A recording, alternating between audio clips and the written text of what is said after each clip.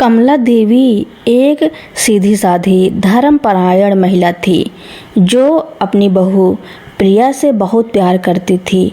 उन्होंने अपनी इकलौती बहू को अपनी बेटी की तरह पाला। जब उनका बेटा अविनाश शादी के बाद विदेश चला गया तो कमला देवी और प्रिया ही घर में अकेली थी। प्रिया को घर संभालने की पूरी आज़ादी थी और वह पूरे घर का खर्चा खुद चलाती थी। अविनाश हर महीने अपनी माँ और पत्नी को अच्छी खासी रकम भेजता था।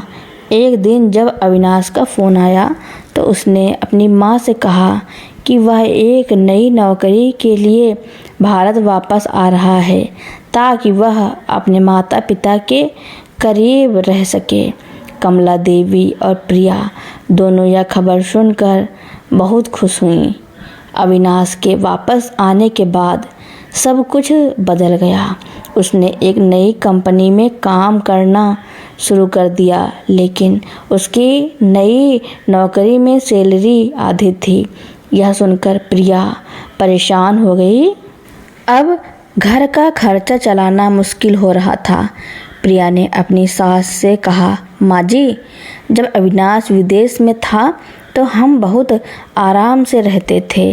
मैं अपनी सारी फरमाइशें पूरी कर पाती थी, लेकिन अब हमारी कमाई आधी हो गई है। हमें और भी पैसे चाहिए। कमला देवी ने शांति से समझाया, बेटा, हमें अपनी आय के हिसाब से ही खर्चा करना चाहिए। अब अविनाश की सैलरी कम है तो हमें उसी के अनुसार चलना होगा। यह बात प्रिया को अच्छी नहीं लगी। उसे लगा कि उसकी सास बहाना बना रही है। एक दिन जब प्रिया को अपनी दोस्त की शादी में जाना था तो उसने कमला देवी से एक महंगी साड़ी खरीदने के लिए कहा। कमला देवी ने कहा, बेटा, अभी हमारे पास इतने पैसे नहीं हैं। तुम कोई पुरानी साड़ी पहन लो जो अच्छी हो। प्रिया को गुस्सा आ गया और वह कमरे में चली गई। गुस्से में उसने अपनी माँ को फ़ोन लगाया और रोते हुए कहा, माँ, तुम जानती हो मेरी सास कितनी कंजूस है। मैं उनसे साड़ी के लिए पैसे मांग रही थी, लेकिन उन्होंने मना कर दिया। कहती हैं कि अविनाश की सैलरी कम हो गई है। मैं उनसे कितना भी मांगूं, वह हमेशा मना कर देती हैं। प्रिया की माँ, जो बहुत ही घमंडी और पैसे वाली थी, उसने कहा, तुम्हारी सास की इतनी हिम्मत, मेरी बेटी को पैसे देने से मना करती हैं। मैं अभी आ रही हूँ और उसे बताती हूँ कि मेरी बेटी की ज़िंदगी में मुझे कोई कमी नहीं चाहिए। चिंता मत कर, मैं तुम्हें लेने आ रही हूँ। अपना सामान पैक कर लो। कमला देवी ने यह सुन लिया और वह बहुत दुखी हुई। वह बाहर आकर प्रिया से बोली, बेटा, यह सही नहीं है। तुम अपनी माँ को हर छोटी छोटी बात बताती हो। घर की बात घर में ही रहनी चाहिए। प्रिया ने जवाब दिया, नहीं माँ जी, अब बहुत हो गया।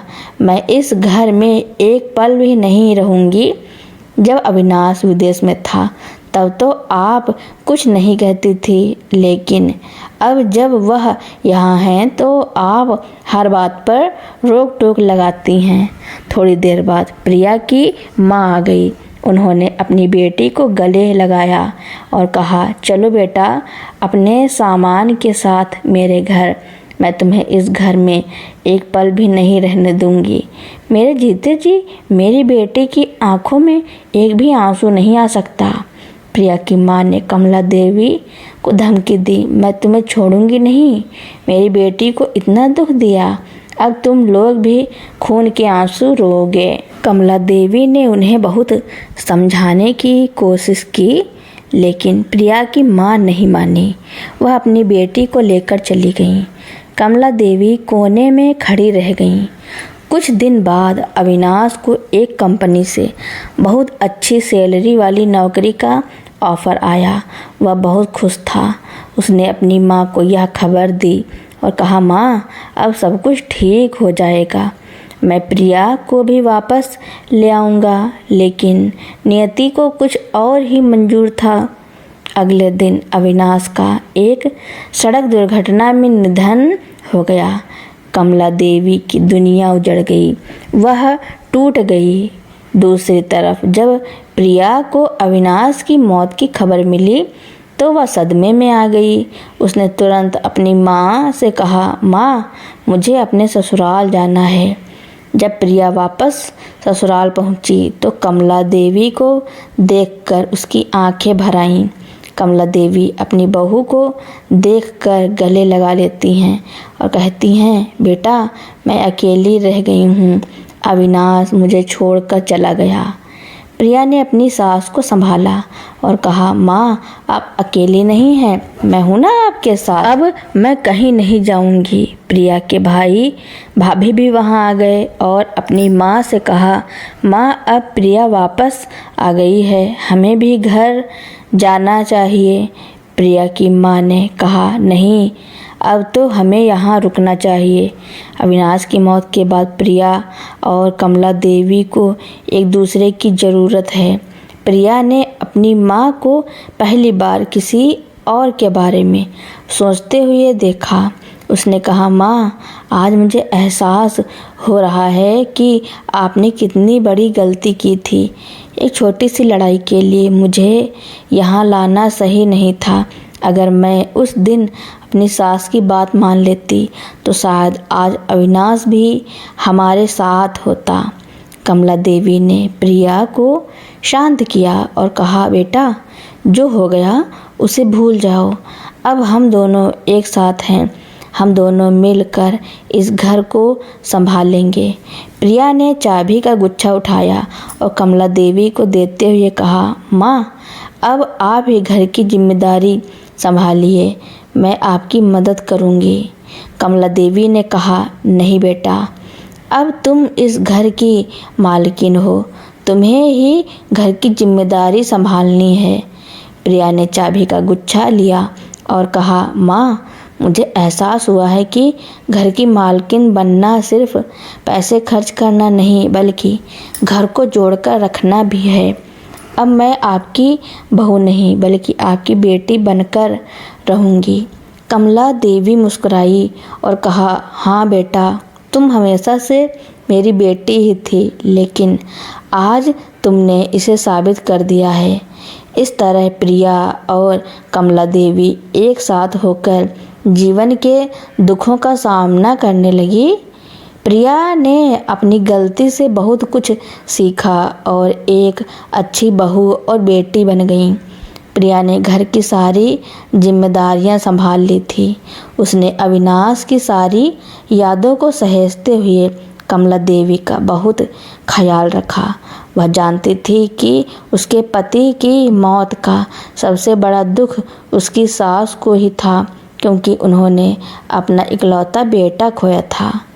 प्रिया ने कभी अपनी सास को अकेला महसूस नहीं होने दिया। उसने अपने मन की सारी फिजूल खर्ची वाली आदतें छोड़ दी थी और बहुत समझदारी से घर का खर्च चलाने लगी थी। एक शाम जब प्रिया और कमला देवी छत पर बैठे थे, प्रिया ने धीरे से कहा, माँ, आप कितनी अच्छी हैं। आपने मुझे हमेशा अपनी बेटी की तरह माना, लेकिन मैंने आपको कभी वो सम्मान नहीं दिया जिसकी आप हकदार थीं।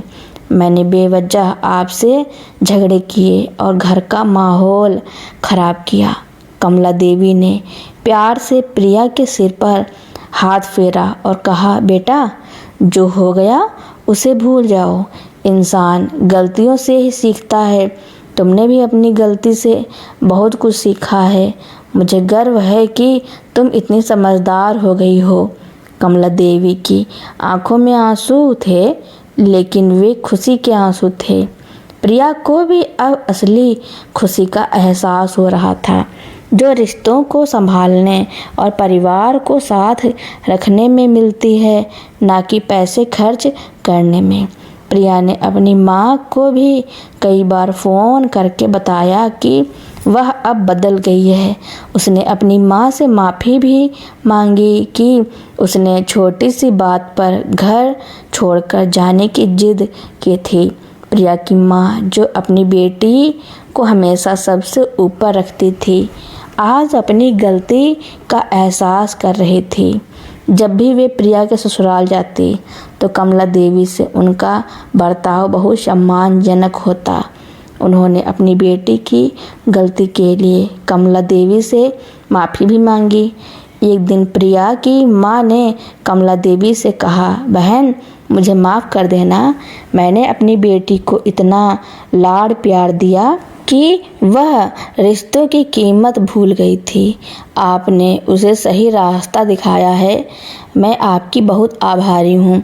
कमला देवी ने कहा, इसमें माफ़ी की कोई बात नहीं है बहन।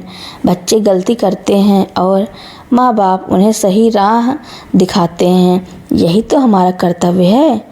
अब प्रिया के मायके वाले भी उसे देखकर बहुत खुश होते थे। उन्होंने देखा कि प्रिया कितनी समझदारी से घर संभाल रही है। उसके भाई और भाभी ने भी उसकी बहुत तारीफ की। समय बीतता गया। प्रिया ने एक सिलाई का काम शुरू किया ताकि वह घर के खर्च में हाथ बटा सके। उसने अपनी इस पहल से न केवल घर की आर्थिक स्थिति को सुधारा बल्कि समाज में भी अपना एक मुकाम बनाया। अब लोग उसकी तारीफ करते थे कि इतनी कम उम्र में पति को खोने के बाद भी उसने कितनी हिम्मत और समझदारी से अपना और अपनी सास का जीवन संभाला। एक दिन जब प्रिया बाजार जा रही थी तो उसकी मुलाकात अपनी पुरानी दोस्त से हुई। दोस्त ने कहा, प्रिया, तुम कितनी बदल गई हो। तुम पहले से कहीं ज़्यादा शांत और खुश दिख रही हो। प्रिया ने मुस्कुराते हुए जवाब दिया, हाँ, मैं बदल गई हूँ। मैंने सीखा है कि असली खुशी बाहर की चीज़ों में नहीं बल्कि अपनों के साथ रहने में है। प्रिया ने अपनी सास के साथ मिलकर एक नया जीवन शुरू किया था जो प्यार, सम्मान और समझदारी पर आधारित था। वे दोनों एक दूसरे का सहारा बन गए थे और उनके घर में खुशियां लौट आई थी। प्रिया के सिलाई का काम शुरू करने के कुछ महीनों बाद उनकी मेहनत रंग लाई। उनका काम न सिर्फ चला बल्कि बहुत प्रसिद्ध भी हो गया। लोग दूर दूर से उनके पास कपड़े सिलवाने आने लगे। उनके घर का खर्च अब किराए के पैसों और प्रिया की कमाई से बहुत आराम से चलने लगा था। उसने अपनी सास को किसी भी तरह की आर्थिक परेशानी नहीं होने दी। एक दिन जब प्रिया अपने काम में व्यस्त थी, एक गाड़ी उनके घर के सामने आकर रुकी। गाड़ी से एक युवा जोड़ा उतरा जो कि देखने में बहुत अमीर लग रहा था। उन्होंने आते ही कमला देवी से पूछा, क्या आप ही कमला देवी हैं? हम अविनाश के दोस्त हैं। कमला देवी और प्रिया दोनों यह सुनकर हैरान हो गए। उस आदमी ने बताया कि वह अविनाश का सबसे अच्छा दोस्त साहिल था और उसके साथ काम करता था। उसने कहा, आंटी जी, अविनाश ने अपनी मौत से पहले अपने भविष्य के लिए कुछ योजनाएं बनाई थी। उसने मेरे साथ मिलकर एक छोटी सी कंपनी शुरू की थी। मेरी बहन चेतना भी उस कंपनी में उसकी पार्टनर थी। उसने मुझसे कहा था कि अगर उसे कुछ हो जाए तो मैं उसकी सारी बचत और कंपनी का शेयर उसकी माँ और पत्नी को दे दूँ। साहिल ने कमला देवी को एक बैंक की पासबुक और कुछ कागजात दिए। पासबुक में एक बड़ी रकम थी जो अविनाश ने अपनी मेहनत से बचाई थी। साथ ही कंपनी के शेयर भी प्रिया और कमला देवी के नाम पर कर दिए गए थे। यह जानकर प्रिया और कमला देवी दोनों की आंखों में आंसू आ गए। उन्हें यकीन नहीं हो रहा था कि अविनाश ने उनके लिए इतना कुछ किया था। अगले दिन साहिल और चेतना फिर से आए। उन्होंने बताया कि उनकी कंपनी अब बहुत बड़ी हो गई है और अविनाश के हिस्से से उन्हें हर महीने एक मोटी कमाई होगी। प्रिया और कमला देवी अब पहले से कहीं ज़्यादा अमीर हो गई थी। पैसे आने के बाद प्रिया के व्यवहार में कोई बदलाव नहीं आया। उसने अपनी सास के साथ वैसा ही प्यार और सम्मान भरा रिश्ता बनाए रखा। उसने अपनी कमाई और विरासत का इस्तेमाल गरीबों की मदद करने और एक छोटी सी एनजीओ खोलने में किया, जिसका नाम उसने अविनाश के नाम पर रखा। वह जानती थी कि उसके पति को हमेशा दूसरों की मदद करना पसंद था। एक शाम जब प्रिया और कमला देवी अपने एनजीओ के बच्चों के साथ समय बिता रही थी, प्रिया ने कमला देवी से कहा, माँ, आज मुझे एहसास हो रहा है कि दौलत का सही मतलब क्या होता है। असली खुशी पैसे खर्च करने में नहीं बल्कि उसे सही जगह पर लगाने में होती है। कमला देवी ने प्रिया को गले लगाया और कहा, बेटा, मुझे तुम पर बहुत गर्व है। तुम अविनाश की सबसे बड़ी विरासत हो। प्रिया ने मुस्कुराते हुए अपनी सास को देखा। उसने अब सच में समझ लिया था कि रिश्तों की दौलत पैसों की दौलत से कहीं ज़्यादा कीमती होती है। अविनाश की कंपनी से आए पैसों ने प्रिया और कमला देवी के जीवन में एक नया अध्याय शुरू किया। प्रिया ने सिलाई का काम जारी रखा, लेकिन अब वह सिर्फ अपनी कमाई के लिए नहीं बल्कि दूसरों को आत्मनिर्भर बनाने के लिए कर रही थी। उसने अपने एनजीओ में उन महिलाओं को सिलाई सिखाना शुरू किया जो गरीबी के कारण अपने परिवार का पेट नहीं भर पा रही थी। एक दिन जब एनजीओ में काम चल रहा था, एक महिला ने प्रिया से कहा, दीदी, आप बहुत अच्छी हैं। आप खुद इतना कुछ सहने के बाद भी दूसरों की मदद कर रही हैं। प्रिया ने मुस्कुराते हुए जवाब दिया, मुझे लगता है कि अविनाश ने हमें ये पैसा इसलिए दिया है ताकि हम इसका सही इस्तेमाल कर सके। आज मैं जो कुछ भी कर रही हूँ वह सब उनकी वजह से है। कमला देवी भी प्रिया के साथ एनजीओ के काम में हाथ बटाती थी। वह महिलाओं को हौसला देती थी और उन्हें जीवन में आगे बढ़ाने के लिए प्रेरित करती थी। इन सब के बीच एक दिन प्रिया को साहिल का फ़ोन आया। साहिल ने उसे बताया कि उसकी बहन चेतना, जो अविनाश की बिजनेस पार्टनर थी, अब विदेश से वापस आ गई है और अविनाश की याद में बहुत परेशान है। साहिल ने प्रिया से अनुरोध किया कि वह चेतना से मिले और उसे सांत्वना दे। प्रिया ने साहिल की बात मान ली और चेतना से मिलने गई। चेतना ने प्रिया को गले लगाया और रोते हुए कहा, प्रिया, मैं हमेशा सोचती थी कि अविनाश कितना अच्छा इंसान था। उसने हम दोनों को कितना कुछ दिया, लेकिन हम उसके लिए कुछ नहीं कर पाए। प्रिया ने चेतना को समझाया, हम अविनाश के लिए कुछ कर सकते हैं, हम उसके सपनों को पूरा कर सकते हैं। उन्होंने हमें जो विरासत दी है, हम उसका सही इस्तेमाल करके उनके सपनों को सच कर सकते हैं। प्रिया और चेतना की दोस्ती गहरी होती चली गई। दोनों ने मिलकर एनजीओ का काम और भी बड़े स्तर पर करना शुरू किया। उनकी मेहनत से एनजीओ अब एक बड़ी संस्था बन गई थी। समय बीतता गया और एक दिन साहिल ने प्रिया के सामने शादी का प्रस्ताव रखा। साहिल ने कहा, प्रिया, मैं जानता हूँ कि यह बहुत मुश्किल है, लेकिन मैं तुमसे प्यार करता हूँ और तुम्हें खुश रखना चाहता हूँ। प्रिया और कमला देवी दोनों इस प्रस्ताव से हैरान थे। प्रिया को पता था कि साहिल एक अच्छा इंसान है, लेकिन वह अविनाश को भूल नहीं सकती थी।